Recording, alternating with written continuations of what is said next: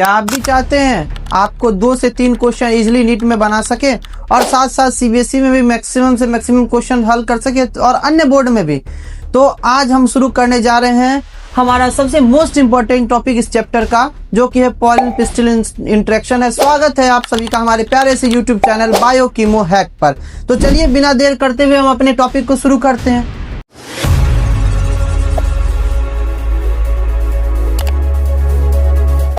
नाम है टॉपिक का पॉलन पिस्टल इंटरेक्शन। इंटरेक्शन कहने का मतलब है कहीं ना कहीं आपस में पॉलन और पिस्टल मिल रहा होगा। तो ये हम बनाते हैं एक पिस्टल। यहां से कोई एक पॉलन आया और एक पॉलन इधर से आया। ये हमारा राइट पॉलन था, राइट पॉलन, और ये था रॉन्ग पॉलन। कहने का मतलब है ये सेम स्पीसीज का होगा जबकि ये डिफरेंट स्पीसीज का होगा। तो ये यहाँ पर ये भी आया होगा, ये भी आया होगा। तो यहाँ पर जर्मिनेशन हो जाएगी, जर्मिनेशन होगी, जबकि यहाँ पर जर्मिनेशन नहीं होगी, डज नॉट जर्मिनेट।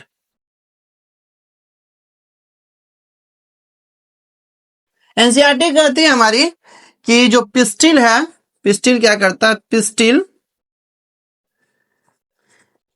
चलिए इसको अगले स्लाइड पर ही करेंगे, पहले आप इसको नोट कर लीजिए, ठीक है, क्योंकि जगह यहां पर बची नहीं है। एनसीईआरटी कहती है इसके बारे में कि पिस्टिल करेक्टली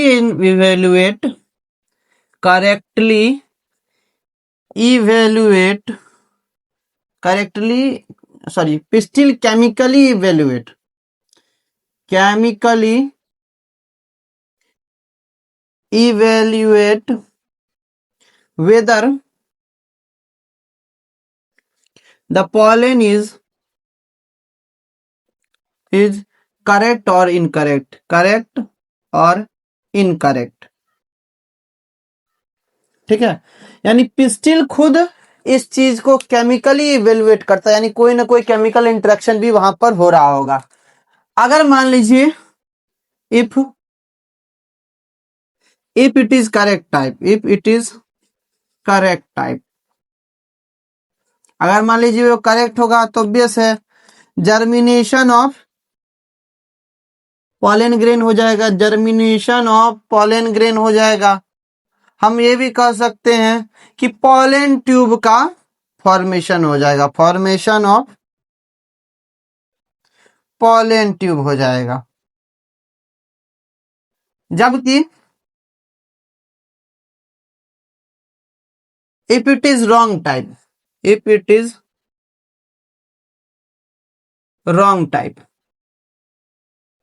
तो यहां पर 2 केस बन सकते हैं। या तो स्टिग्मा इसको रिजेक्ट कर दे, यानी स्टिग्मा प्रिवेंट जर्मिनेशन,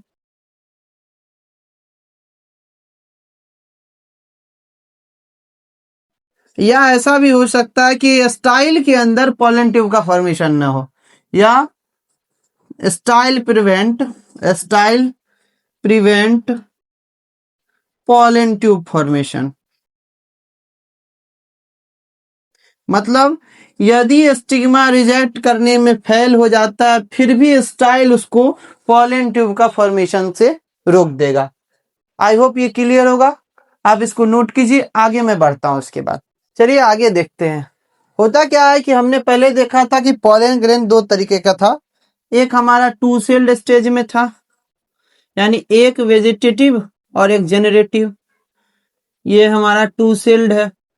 और एक था हमारा 3 सेल्ड स्टेज में, यानी 2 यहाँ पर हमारे सेल थे और एक यहाँ पर बड़ा वाला वेजिटेटिव सेल का न्यूक्लियस था, यानी 3 सेल्ड। अब क्या होता है, हो सकता है ये आए, हो सकता है ये आए। तो होता क्या, अगर मान लीजिए 2 सेल्ड स्टेज आया तो यहाँ पर पॉलन ग्रेन कुछ इस तरीके से जर्मिनेट करेगा, ठीक है। और यहाँ पर आके यहाँ पर इसमें माइटोसिस होती है, जिसके कारण से ये 2 सेल से वापस से 3 सेल में पहुंच जाता है। यानी इसमें कोई माइटोसिस नहीं होगी। 3 सेल वाले में तो पहले से ही 3 सेल है ना, तो 3 न्यूक्लियस तो हमारे पास पहले से ही है। तो यहाँ नो माइटोसिस और यहाँ पर माइटोसिस होगी। ड्यूरिंग जर्मिनेशन के टाइम में ही होता है और ये भी वापस से 3 सेल में ही चेंज हो जाता है, ठीक है। अब हम आगे देखते हैं कि मान लीजिए हमारा पॉलन, चलिए हम फिर से देखते हैं एक बार। एक पॉलन था, पॉलन मान लीजिए हम 3 सेल स्टेज वाला लेके चलते हैं। चलिए ये आया यहाँ पर, इस जगह पर गिरा।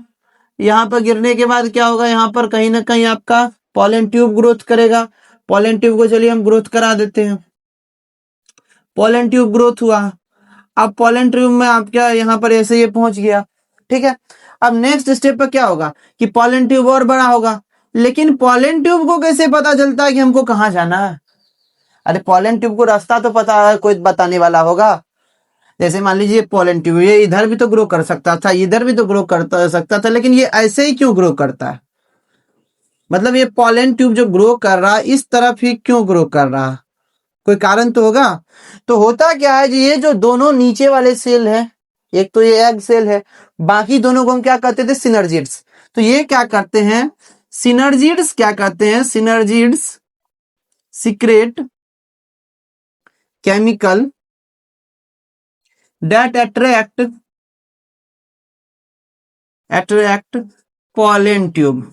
यानी सिनर्जिड कुछ खास केमिकल को सिक्रेट करते हैं जो कि पॉलन ट्यूब को अपनी तरफ खींचता है, ठीक है। इसके बाद हम नेक्स्ट स्लाइड पर पॉलन की एंट्री देखेंगे, आप इसको नोट कीजिए। चलिए नेक्स्ट देखते हैं हम पॉलन ट्यूब की एंट्री कैसे होती है और कहां से होती है। तो पॉलन ट्यूब है, इसको 2 लेयर पार करने, एक बाहर वाला हमारा इंटेग्यूमेंट वाला, यानी इसको पहले ओव्यूल के अंदर घुसना है, बाद में इसको हमारे इम्ब्रियो सेक के अंदर घुसना है।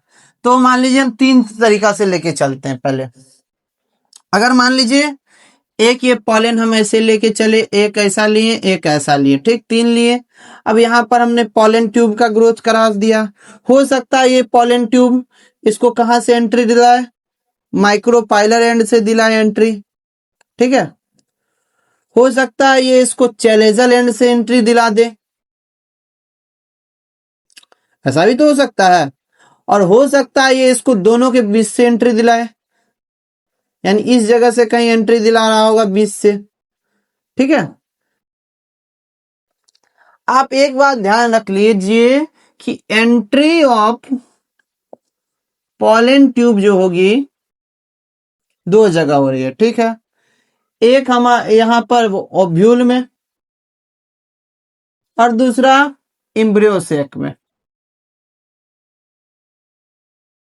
ओव्यूल में तो एंट्री तीनों जगह से हो सकती है, from chalazal and,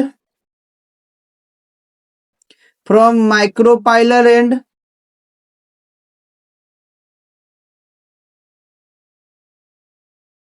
micropylar and, और हो सकता है बिटवीन चैलेजा एंड माइक्रोपाइल। बट होता यहां लोचा है कि जब भी एम्ब्रियो सैक में एंट्री होगी ओनली थ्रू माइक्रोपाइलर एंड, यानी अगर इसको एंट्री इसके अंदर लेनी है तो कहीं ना कहीं से घूम के इसी जगह पे आना पड़ेगा। अगर ये यहां पर भी पहुंचा है तो इसको यहीं आना पड़ेगा, यहां भी पहुंचा है तो यहीं आना पड़ेगा। यानी एम्ब्रियो सेक में घुसने का एकमात्र रास्ता है माइक्रोपाइलर एंड, जबकि ओव्यूल में वो कहीं से भी एंट्री कर जाता। कारण क्या है, कुछ तो कारण होगा। Due to synergids present at micropylar end. पहले ही मैंने बताया था कि ये कुछ स्पेशल केमिकल सीक्रेट करता है जो इसको अट्रैक्ट करता है, तो जिधर केमिकल उधर ही न जाएगा। तो इसलिए हम ऐसा भी कह सकते हैं कि ये हमारा एंट्री ऑफ पॉलन ट्यूब, एक तो ये एक तो ये एपिकल एंट्री होती है, यानी कहीं ना कहीं सिरे पर एंट्री कर रहा है। दूसरा ये कीमोट्रॉपिक होती है, यानी केमिकली डायरेक्टेड होती है, ठीक है। इतना इस लाइन को आप जरूर याद कीजिएगा क्योंकि स्टेटमेंट में ये भी पूछा जाता है, आप इसको नोट कीजिए। आगे हम फर्टिलाइजेशन की ओर मूव करेंगे। चलिए हम most important topic double fertilization की ओर देखते हैं। तो डबल फर्टिलाइजेशन का मतलब होगा कहीं ना कहीं 2 डिफरेंट फर्टिलाइजेशन हो रहे होंगे, 2 डिफरेंट टाइप ऑफ फर्टिलाइजेशन। यहां पर दो अलग अलग फर्टिलाइजेशन होते हैं, एक को कहते हैं ट्रिपल फ्यूजन और दूसरे को कहते हैं सिनगेमी। एक को क्या कहेंगे, ट्रिपल फ्यूजन, और दूसरे को कहते हैं सिनगेमी। ठीक है। अब होता क्या, जैसे ही पॉलन ट्यूब यहाँ पर पहुंचा, माइक्रोपाइलर एंड के थ्रू एंट्री ली, तो यहाँ पर हमारे पास 3 मेल गेमेट्स थे। कौन थे? 3 थे। अरे याद है कि भूल गए? सॉरी, 2 मेल गेमेट्स थे और एक वो वेजिटेटिव सेल वाला था। तो 2 मेल गेमेट हमारे क्या करेंगे, सबसे पहले एक उसमें से आके यहाँ पर इस एक को फ्यूज करेगा, और यहाँ बचा हुआ जो था ये आपस में जुड़ जाएंगे और साथ ही साथ ये आपस में फ्यूज करेंगे। यानी एक इसके साथ फ्यूजन करेगा और दूसरा इसके साथ करेगा, यानी 2 पोलर न्यूक्लियाई के साथ एक, और एक यहाँ पर एग सेल के साथ। और जैसे ही इसकी एंट्री होती है, यहाँ पर जो ये सिनर्जिड का सेल होता है ये डिजेनरेट कर जाता है। पहले पहला वाला करेगा, बाद में ये डिजेनरेट होता है, और एंटीपोडल सेल भी बाद में डिजेनरेट होते हैं।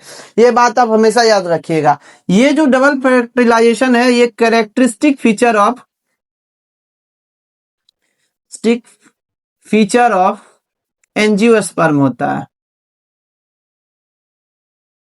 ठीक है। तो यानी यहां पर क्या हुआ, 2 फ्यूज्ड पोलर न्यूक्लियाई, यानी N+N, इसको इन जनरल हम 2N भी कह सकते हैं। ठीक है। और साथ में एक मेल गैमेट, यानी N, यानी हैप्लॉइड है ना, गैमेट ऑब्वियस है, हैप्लॉइड होगा। तो इसको हम नाम दे देते हैं क्या, ट्रिपल फ्यूजन। क्या कहेंगे, ट्रिपल फ्यूजन। और इससे जो बन के तैयार होता है उसको हम कहते हैं प्राइमरी एंडोस्पर्म न्यूक्लियस, जिसकी प्लॉइडी 3N होती है। ये एक ही जगह आएगा आपको, इसलिए इसको याद रखिएगा, स्पेशल है। उसके बाद यहां क्या हुआ, एक आपका एग सेल जो था जिसकी प्लॉइडी N, साथ में एक मेल गैमेट जिसकी प्लॉइडी N। इससे क्या हुआ हमारा, यहां ट्रिपल फ्यूजन, तो इधर क्या, सिनगेमी। और सिनगेमी से क्या बन के तैयार होता है, इम्ब्रियो, जो कि एन होता है, या हम इसको कह सकते हैं कि जाइगोट भी कह सकते हैं। पहले तो भी जाइगोट ही ना बना होगा, बाद में बनेगा ग्रोथ करके इम्ब्रियो। ठीक है। यानी एक बार 2 पोलर न्यूक्लियाई के साथ एक मेल गेमेट फ्यूज किए, यानी N+N+N, यानी 3 बार 3 चीज आया, तो ट्रिपल फ्यूजन, जिससे बना प्राइमरी एंडोस्पर्म न्यूक्लियस। इसके बाद अगला प्रोसेस हुआ, ये एग के साथ एक मेल गेमेट जिसको हम कहें सिनगेमी, जिससे बन के तैयार हुआ हमारा जाइगोट, जिसकी प्लॉइडी 2N। ठीक है। ये 3N और ये 2N, दोनों को मिला के हम नाम दे दिए ट्रिपल फ्यूजन प्लस सिनगेमी को हम कह देते हैं डबल फर्टिलाइजेशन। इसके बाद हम देखते हैं फर्टिलाइजेशन होने के बाद क्या क्या होता है। उसको हम एनसीईआरटी ऐसे लिखती है कि पोस्ट फर्टिलाइजेशन इवेंट क्या होता है, इसको आप नोट कीजिए, उसके आगे हम उस पर चलेंगे। चलिए, नेक्स्ट हमारा टॉपिक है पोस्ट फर्टिलाइजेशन इवेंट।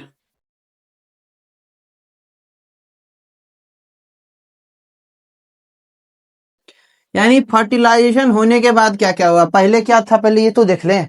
यहां पर एंटीपोडल सेल थे, एंटीपोडल सेल्स, ये क्या होंगे, डीजेनरेट हो जाएंगे, यानी इनका नाम सत्य, डीजेनरेट। ठीक है।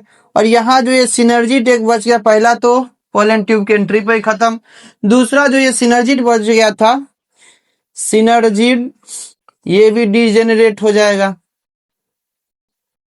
तो बचा क्या हमारे पास, सबसे पहला ये, जिसको हम प्राइमरी एंडोस्पर्म न्यूक्लियस कह रहे हैं, जिसको पीईसी कहते हैं, प्लॉइडी 3N। और इस पूरे सेल को हम प्राइमरी एंडोस्पर्म सेल भी तो कह सकते हैं, प्राइमरी एंडोस्पर्म सेल भी कह सकते हैं, इसको पीएन कहें। चलिए, ये हो गया पीईसी। अब ये जो हमारा बना, ये था जाइगोट, जिसकी प्लॉइडी 2N। यानी एंटीपोडल खत्म, सिनर्जिड खत्म, जिससे हमको बना ये सेल जो हुआ, पूरे सेल को प्राइमरी इंडोस्पर्म सेल, और जो न्यूक्लियस बन के तैयार हुआ उसको प्राइमरी इंडोस्पर्म न्यूक्लियस कहते हैं, और ये हमारा जाइगोट बन गया। अब जब हमारा प्राइमरी इंडोस्पर्म सेल और न्यूक्लियस हम देखते हैं, यहाँ पर एक बात कभी कभी हो जाता है, एक केस दे रखे एनसीईआरटी में, दो तरीके के डिवीजन होते हैं यहाँ पर। एक होता है फ्री न्यूक्लियर और एक होता है न्यूक्लियर भी होता है और साइटोप्लाज्म का भी होता है। यानी इससे तो एंडोस्पर्म सेल बन ही रहे होंगे, लेकिन अगर ये फ्री न्यूक्लियर डिवीजन होता है तो ऐसा होता है कि जैसे यहाँ पर आपका ये सेल है, इसके अंदर अलग अलग न्यूक्लियस बन के तैयार हो गए, जबकि यहाँ पर क्या होता है, न्यूक्लियस तो बन रहे हैं, साथ साथ सेल भी का साइटोप्लाज्म भी डिवाइड हो रहा है, लेकिन यहाँ साइटोप्लाज्म डिवाइड नहीं हो रहा था। ये केस जो आता है, ये इस केस में हमारा कोकोनट वाटर होता है, कोकोनट वाटर। जबकि ये जो दूसरा केस है ये कर्नेल का होता है, कर्नेल ऑफ कोकोनट, कर्नेल कहते हैं उसके व्हाइट वाले पार्ट को जिसको हम खाते हैं, और ये पीने वाला यानी जो नारियल पानी पीते हैं उसमें फ्री न्यूक्लियर होता है। और ये सवाल कई बार पूछा गया है, इसलिए मैंने आपको स्पेशली यहाँ पर अलग से बता दिया। पहले आप इसको नोट कीजिए। आई होप आपको ये वीडियो पसंद आई होगी। अगर आपको ये वीडियो पसंद आई तो इसको लाइक करें, शेयर करें और इस वीडियो पर कमेंट करके अपनी राय जरूर लिखें। ये चैनल आपका है, हम सबका, इसलिए आप इस चैनल को सपोर्ट करें। और आपको कोई भी प्रॉब्लम आती है कमेंट में हमसे जरूर पूछें। अगले लेक्चर में मिलते हैं जिसमें हम देखेंगे इसके बाद क्या क्या क्या पॉइंट बचा हुआ हमारा। तब तक के लिए ओके बाय।